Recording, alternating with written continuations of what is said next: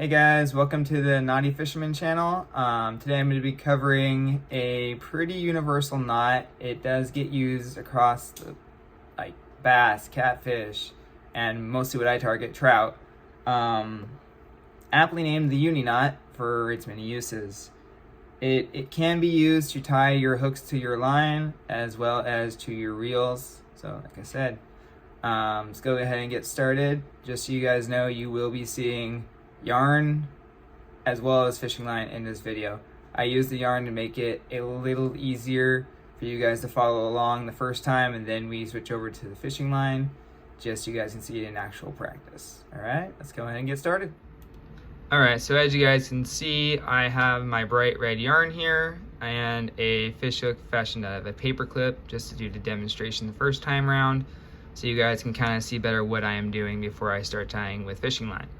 So in this case, what you guys are going to hear me refer to is the lead line versus the tag line. So my lead line would be going back to a reel if this was on a fishing rod, and my tag line would be the excess line being used to tie the knot. So just keep that in mind as we continue. All right, let's go ahead and get started. So I'm going to have my yarn slash line right here. So you guys can see it's going to be, this is my, going back to the reel, this is my tag. Alright, so I am going to be saying coming out of the eyelet, so this would be my eyelet right here. You guys will see this on just about every fishing hook out there. I don't know of any that do not have an eyelet, otherwise they are impossible to tie. So just remember, we're going through this eyelet. It does not matter if you are coming in the back or the front. I prefer to come in the front just because I'm right hand dominant, and I like to make sure I'm tying along the back end. It's just easier to keep track of for me. Do whichever you prefer. So first things first, I'm going to take my tag end and put it through that little eyelet right there. Now you want to give yourself a decent tag, otherwise this knot is a little more difficult to tie just because you need the excess line. So now as you guys can see, my thumb is currently holding my tag end, and the reel end, or the lead line, is up on top. So what that means is the one that's on the bottom is the one we're actually going to be tying the knot with. So I'm just going to pull that through a little bit further, just give myself enough line to work with here.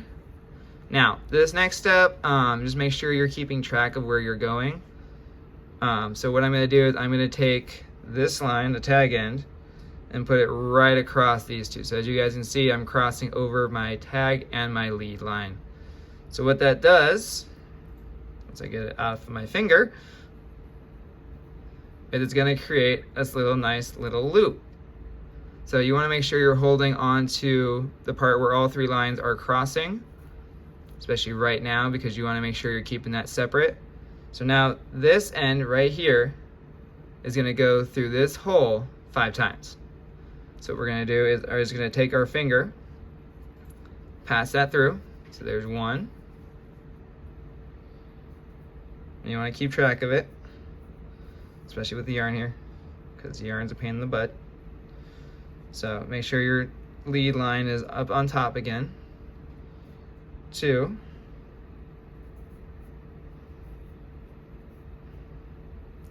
3. 4. Pull that through a little bit. And then we're going to go ahead and do it one more time, if I can get it to cooperate. And we're just going to come through here. And there's 5. So what you should be looking at is that. I know it looks a little messy. Trust me, it gets a lot better. Now, if this was the real fishing line, this would be the point where you would actually moisten this part right here. If you don't, unfortunately, with just about every line out there, including braid, there is a burn factor or cutting factor that cuts into your line. So if you do not moisten it either with water or with your spit, it's going to cause a burn, and it will weaken your line and put you at risk for it breaking off, especially if you have a nice sized fish on there. So right now what I'm going to do is I'm going to take my tag end, which you can see right here, if I can get it to cooperate. So there's my tag end. There's my lead line. I'm going to take both of them and I'm just going to pull. So I'm going to take that hook right here. We're going to pull like that. Okay, so now that we've got that started, this is very important. You want to start sliding this down. So we're going to go ahead and start, if I get this stop moving there. So we're going to go ahead and start sliding this down. Then you're going to pull on your hook, slide it down, pull on your hook. So you can kind of see it just start sliding down right there.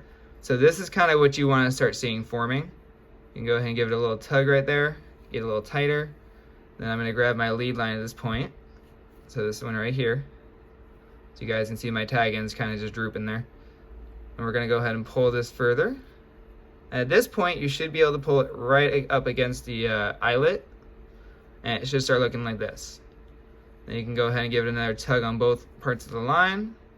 And then what I like to do is just pull right here and it cinches right down. Now, the reason why we gave ourselves so much excess line is that with this knot, if it's your first time tying it, or you may have underestimated how much line you needed, it can cause slippage right here. And what that means is this tag end right here can start slipping really fast until it tightens out. So when you pull on this, and you see how it's not giving it all, that means I got it right the first time by some miracle. But you can also see it's a long tag line. Don't worry about that so much. When you actually have a line spooled, you're gonna have a lot of line on there. This will not hurt you in the long run unless you have to do it every single time you cast, at which point start figuring out how to get the hook out of the fish's mouth without losing your hook. All right, I'm gonna move on to the actual fishing line demonstration now.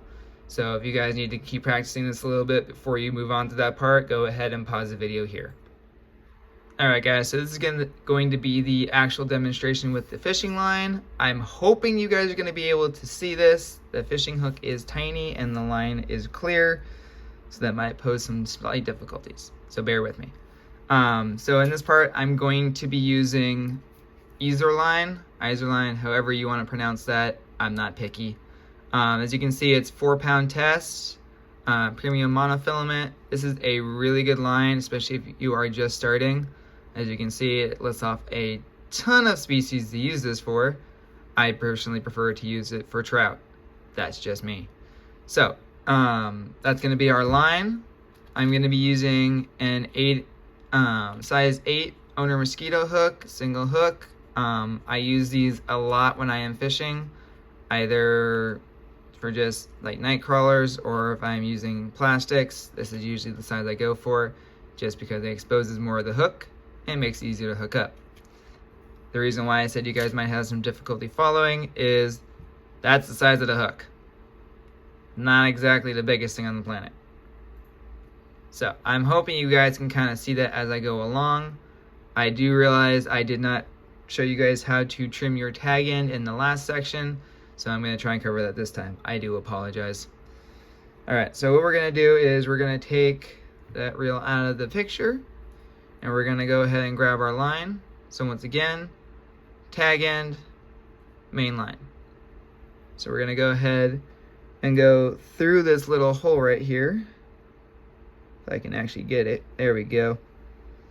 So I'm going to go ahead and bring it through. And you guys are going to notice a difference in how this line reacts as compared to the yarn I was using. I did want to warn you guys about that. This is going to take a lot less line to do the actual take with.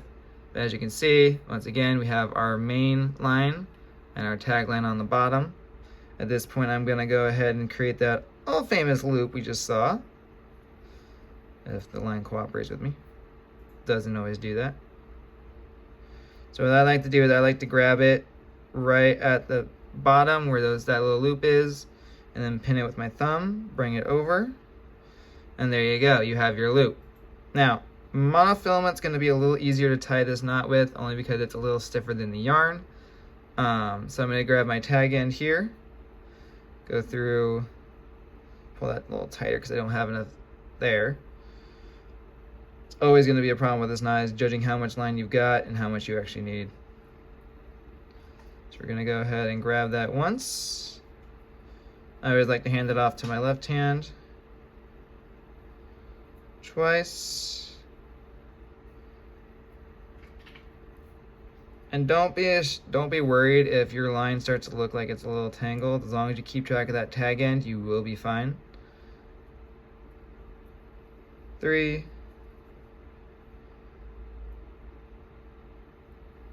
4. Oh nope, I went through. 4, and that's the other trouble with mono, is it likes to spring right back at you. And then I like to hold it for the 5th one just because it's a pain in the butt to get it through. And then there is 5. Now, if you recall, I did say you need to wet it at this point. So we're gonna go ahead and do that. Pardon any weird noises you hear, it's just me putting saliva on this thing.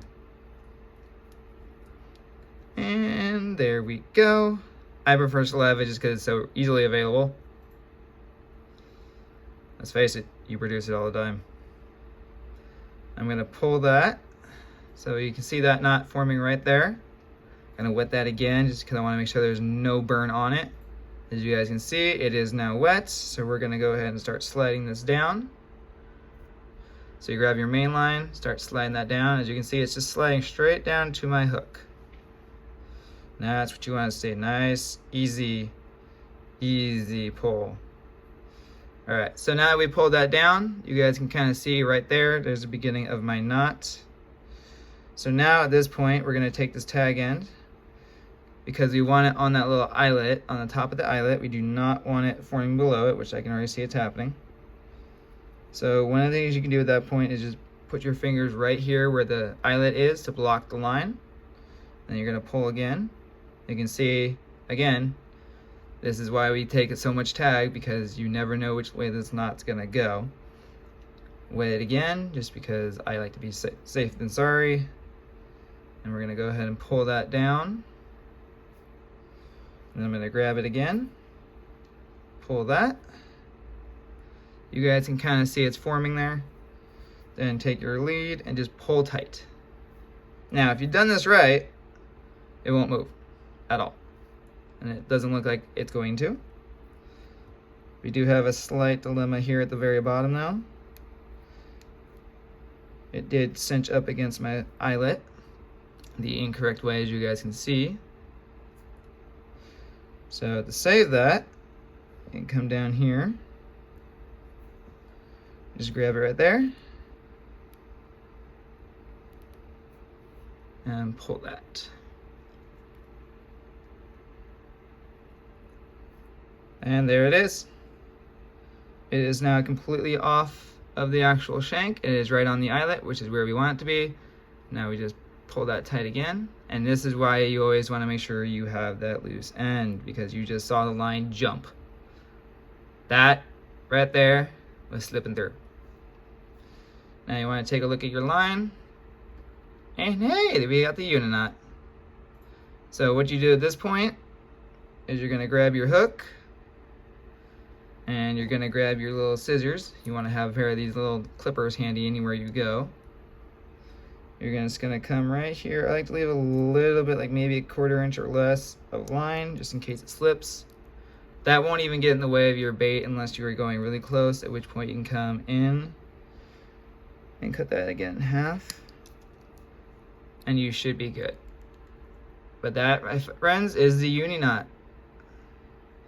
Pretty little handy dandy thing. Like I said, this can be used for anything from tying your hooks, as you can see, to tying your reel and line together. All right, and that is it for this section. All right, so there you have it. That is the universal, or as they call it, the Uni Knot. Once again, this knot can be used for anything from tying your line to your reel to, as we just saw, tying a hook to your line.